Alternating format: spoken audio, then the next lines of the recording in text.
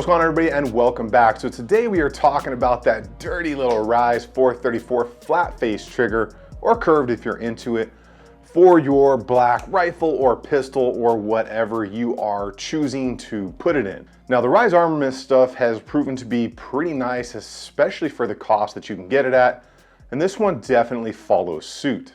It's nasty, it's short, it's light, it's crisp, and it's everything that we have come to expect from a solid aftermarket trigger for your rifle platform. Before we get into the rest of that stuff, the sponsor of today's video is Hidden Hybrid Holsters. Today's video is brought to you by Hidden Hybrid Holsters, bringing you that sweet, sweet leather for your holster needs, or just a little something to keep your pants up in the way of a belt. Now, whether it's for a dress occasion or whether you just prefer leather against that sweet, sweet, supple skin of yours, if you're in the market for a hybrid holster today, check them out at hiddenhybridholsters.com or in the link in the description. I appreciate all you viewers showing back up today because we're going to talk about this 434 flat face trigger. Like I said, go ahead and just get rid of this sling because we don't need it.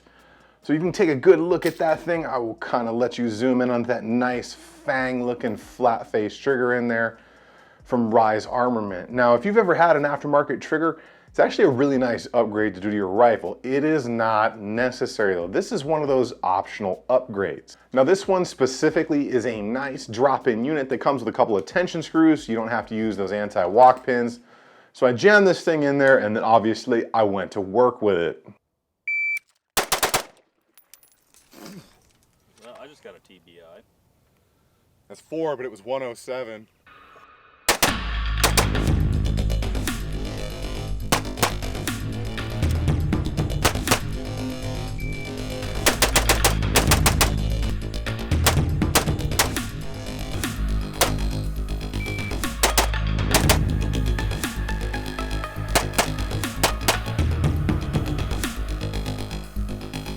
I know, some people out there are already saying, but my mil-spec trigger's just fine.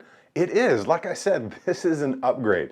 This is not something that you have to do. This is something that you do either when you want to try something different, or maybe you're into that competition thing, or maybe you're into having like a much more crisper, shorter trigger because you do some precision shooting.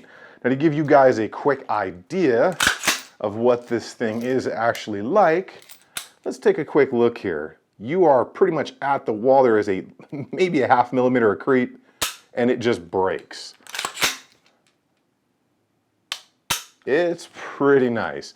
And it's pulling right at about that 3.5 pound mark, which is exactly what Rise Armament markets it at. Again, this is an option, this is an upgrade. Mil-spec stuff will do you just fine, depending on really what you do with your rifle or what your, I guess, future expectations for your rifle or your custom build are. Because some of us out there, myself included, we just can't leave good enough alone. We're gonna go ahead and jump into this trigger, take a look at it up close, do pull tests, do all of that good stuff that you'd like to see from an aftermarket trigger here. But first, I need you guys to do all of those things, and those things are like the video if you're into it, subscribe to the channel, turn the bell notification icons on. That way you get the information right when it comes out. We're gonna go ahead and jump into this trigger right now. All right, I got this thing broken down because it is huge to have under my overhead rig. Take a look at that thing next to the stock and buffer tube. That's a sizable light. We'll get into that in another review. Let's jump into this trigger right here and take a good look at that trigger itself. It is nice. It looks like a saber-tooth fang. Very good machine work on everything that Rise has done that I've ever had. We'll just put that out there. Very nice, little bit of a chamfer right there on that inner edge. So it's a very nice feel, very nice engagement. Take a look at the actual hammer itself right here. You can see, again, like everything else that Rise does, very nice work, very good machine work all the way throughout. Now, as you look down in here, I'll grab my little punch tool so you can see, you'll see these valleys on the side, and that is where those set screws are. So as you can see down in there, very good machine work. It's the entire housing. Take the old group out, drop this in. Super simple. You guys cannot mess it up. So let's go ahead and take a look at this trigger and how it pulls. So you can see on safe, you've got 0 movement in that trigger. Sometimes on some aftermarket triggers, you get just a tiny bit of movement like a mil-spec job. I'll put my finger right here so we don't gnarl up the receiver. And let's look at these pulls and resets real quick. So we are at the wall, break, very short indeed.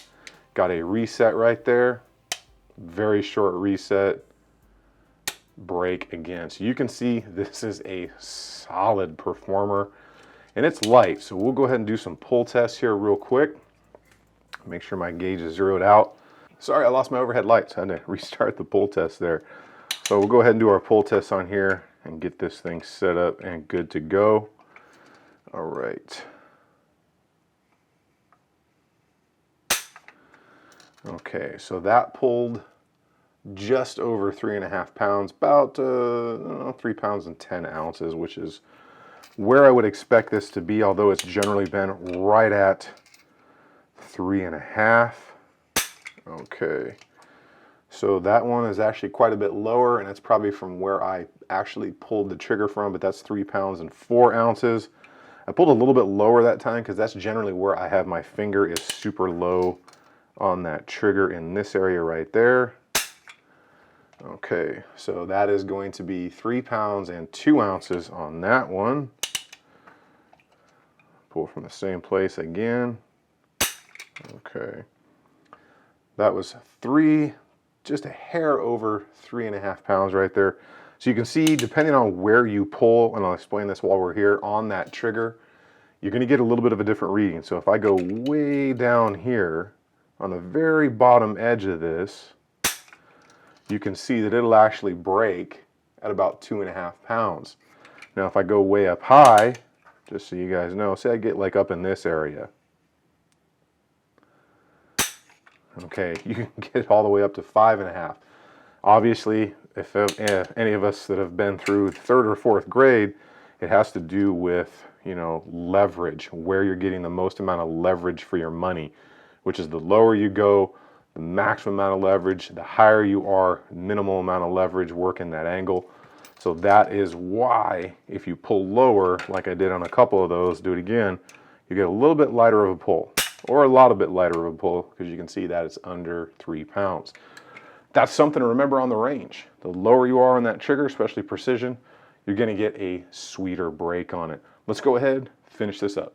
Now you can start yourself a sweet, sweet range fire out there with this one. Anytime you are replacing a trigger in your pistol or your rifle, especially when you're going to something like this that is fairly aggressive, you need to do a solid amount of training with it. Those simple ready up drills, those simple 1-shot reload, 2-shot reload drills, things like that, to really get used to the manipulation of that trigger, because it's going to be a lot lighter and a lot different than your standard mil-spec setup. And the last thing any of us want out there on the range is the painful finger bang, and that would be when the gun goes bang and hits something when it's not supposed to, when it's not supposed to. So this specific one is Rise Armament's kind of mid-level. They have that 140 and they do have a different feel. Now the 140 is a solid trigger. I have that newest version coming in that I will test too. This one's just a little step above that, and like I said, on this one, it's right at that 3.5 pound mark, like we saw up close. But I've been running this thing and I haven't had any problems with it at all. Those pins have not been walking or anything like that. I just make sure that I check those screws in there, holding that tension on that trigger group every once in a while, maybe every 2nd or 3rd range trip. So that $159 price range is not a bad point for a nice flat-face drop-in trigger like this 434 here. I own a couple of these Rise Armament triggers now, and I've been satisfied with each one. The question is, what do you really need? Now recently, if you haven't seen that Hyperfire EDT trigger video that I did, I will leave a link down below for you, or link it up here. Now for those of you out there that are looking for something new in that, say, $100 to $175 price range, is this gonna be the one for you? Maybe. It depends on what you're doing. If you're looking for a little bit more, maybe precision shooting or something, that flat-faced engagement, that lighter pull can help you out. It's obvious, it should be obvious, that the least amount of input we enter into anything that we're using on the range, the better off we're gonna be, because it's typically not this that's gonna throw the round. It's the input that us as the end user are putting into it that are gonna send those rounds off to the left, right, up, or down. Now, if you're looking for something that's kind of your just basic all-around go-to range rifle, you may not wanna spend that extra money, and you can totally get along with that mil-spec trigger that came in your lower parts kit, or maybe spend a little bit less and get something like that Hyperfire EDT. Well, I hope you guys liked the video, and I really appreciate you stopping by, and thanks to all of you out there, especially my subscribe stars out there that are supporting the channel. You guys get out there and have some fun on the range, even though ammo's been tough lately. I completely understand and I feel your pain, but go do something because this ain't no practice life. Of course, you guys stay safe, stay ready, most of all, stay dangerous, and I will see you guys on the next one.